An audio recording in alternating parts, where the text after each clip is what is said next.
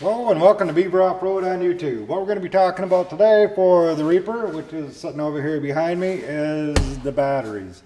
What I'm going to be doing is replacing my battery with the Odyssey Extreme PC925 330 cold cranking amps. Now this is AGM battery, so it's a gel type battery with glass mat inside, so it can be put in, it can be mounted in any position you want it to go. What we're going to do is ideally is going to be setting it on its side. The other old battery was also an Odyssey battery, which was gel. It was 300 cranking amps, but it was more of a motorcycle style, and I was having some issues with this and had some problems holding the charge. This one didn't seem to work that good, probably because I let it drain down too low too many times. So we're going to be going to a little bit better one. Also, what we're going to be doing while we're installing this is a couple things. Is going to be installing the battery tender cables and hooking this up so it'll be set up to go right off from the other thing is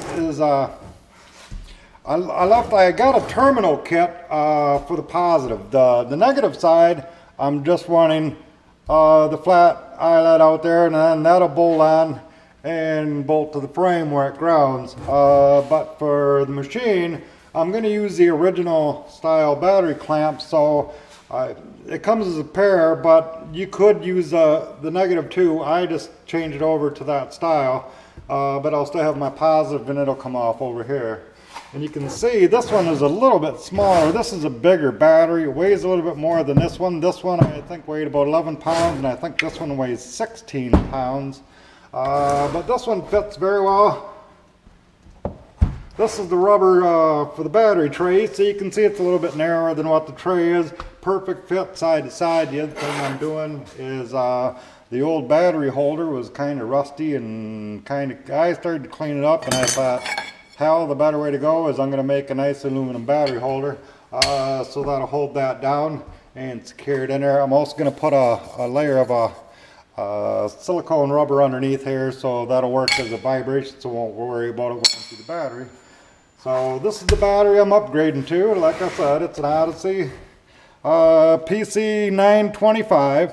Says right here 330 cold cranking amps on reserve. What you want to do is, actually this is a PC925L. It doesn't say it on here as being an L, but the L designates the positive being on the left hand side. So when this sits in the machine going towards back, it's going to put my positive over on, technically as you're looking at the battery, over on the right hand side as it stood on its side. So that's what you want, is you want to have a left hand with a positive if you're looking at the top of the battery, with a positive on the left hand side, so when it gets stood up on its end, it actually ends up over on the right hand side. So this is what we're going to be doing. We're going to stick this in the machine. We'll get rid of this crappy old one. We'll set this up for the battery tender, so that'll also be on there too. And then we'll step over to the machine and take a minute, and what I got to do is I put the positive post on there, but I kind of neglected putting my battery tender on there. But I think what I'm going to do is just use a bolt in the end and then secure that right to the end.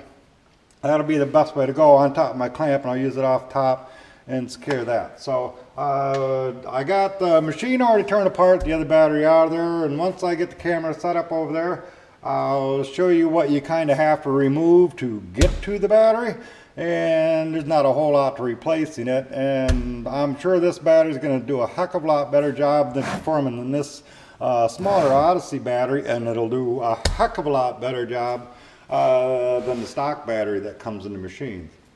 And one thing I find, and that I found over the winter, I had my machine down for like 3 months and just really busy and didn't have a lot of time to start it. That's why I'm getting the battery tender, because you find that when you take the battery out and you put it back in, you're going to start it up and it's going to go to really high revs, and you're going to go through a series of starts, and I'll show what we do to to do that to get it back to its normal idle. But that shows that that computer is always having electricity going to it. Even when you have your key off and out and everything else, there's always a small little trickle on the battery. So that's why we're going to do the battery tender, and that'll even that out. So whatever's slowly bleeding out of there by the machine when it's just sitting static, and power going to the ECU, hopefully this will balance it out, and we'll always have a full charge even if it sits for a few months, and hopefully it's not going to sit that long again.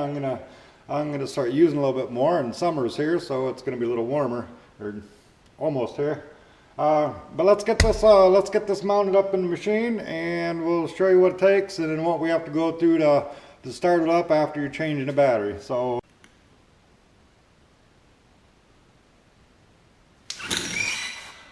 okay, we have the battery mounted into the machine. I've already run my ground. My ground comes over, and I've tapped the frame and put a bolt right with a ground wire going right to the frame, and I've cleaned that and then painted afterwards.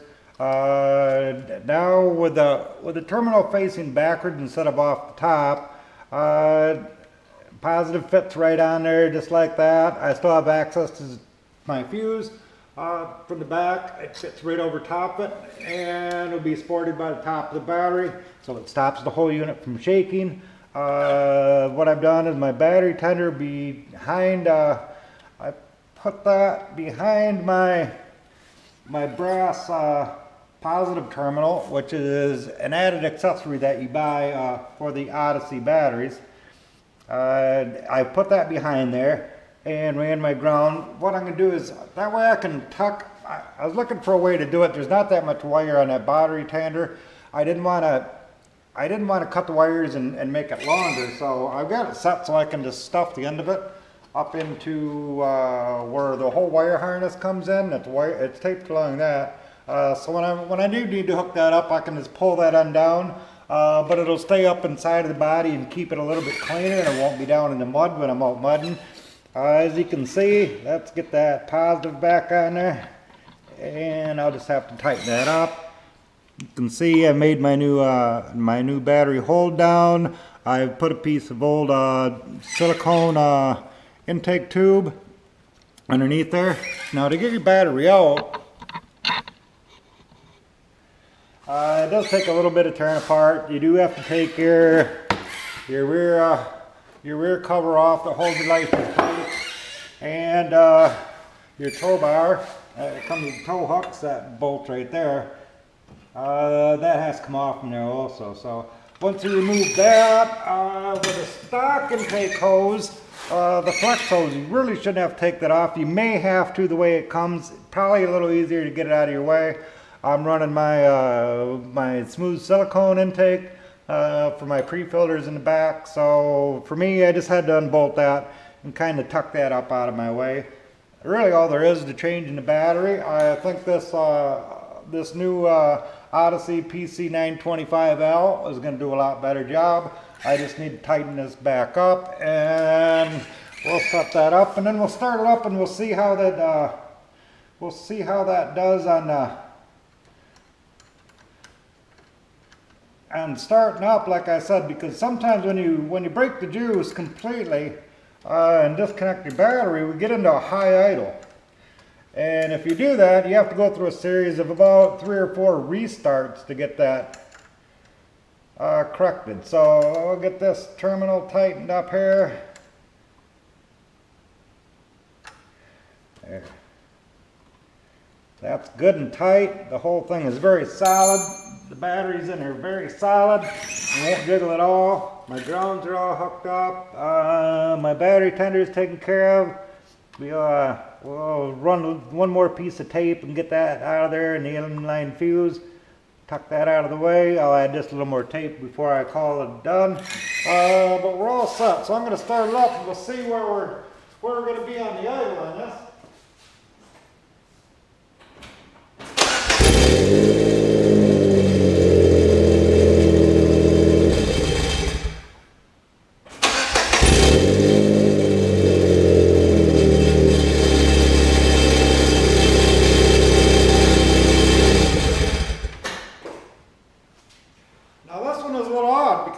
sometimes you'll get into a high idle. Even when I had my other battery go dead and I charged it, it went into a high idle. I had to do 4 restarts. This one didn't go into a high idle. It doesn't always do it. It's kind of odd how it does it. It might have something to do with how long it's disconnected and how much, if the ECU has any holding power to hold any bit of a charge in there, how long that'll hold that. But so it didn't really seem to have much of a high idle. It did a little bit. I did shut it off, did the 1 restart that you could hear, and it idled right back where it's supposed to be. So now I just need to get this back together, get the back cover on it, and I think I'll be a lot happier with this, and I'll have the ability to just get my light out of the way, and I'll have my ability to pull down my battery tender, and when I need to, I can just tie into my battery tender. And when I want it out of the way, I can just run that right up along the wire harness. And if I can see what the heck I'm doing, yep, and then I can just tuck that right up, back out of the way. And it's going to be a little bit cleaner area. It's not going to be hanging down the back, or it's going to get covered in mud and pretty easy to access.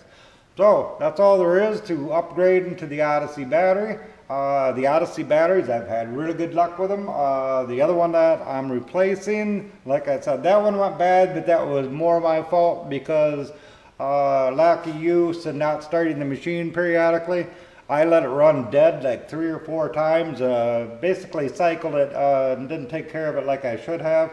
So the battery tender will take care of that. So that's what there is to replacing your battery in the Reaper. Thank you.